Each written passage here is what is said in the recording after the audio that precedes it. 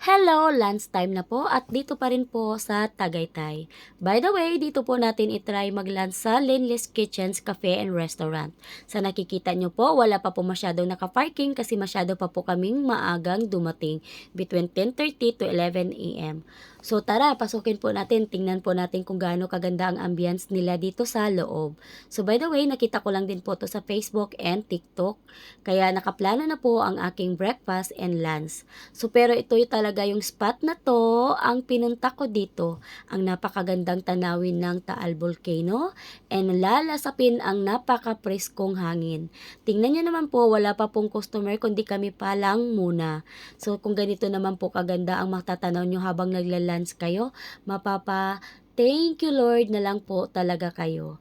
Sulasapin ang napaka-preskong hangin at tanawin ang napakagandang tanawin. So by the way, sabi po ng waiter, meron pa po silang space sa baba, pero hindi na po kami bumaba doon. So hindi namin nakita kung anong mga sit-up nila doon. So ito pala ang aming order, chicharong bulaklak, and may bigay po silang complimentary na cake, meron din kaming salad, meron din po akong mango shake, and meron din po kaming shrimp. So kung gusto nyo po matry, punta din po kayo dito para po matikman nyo ang mga pagkain nila at matanaw nyo ang napakagandang tanawin. So salamat sa panonood, sa uulitin!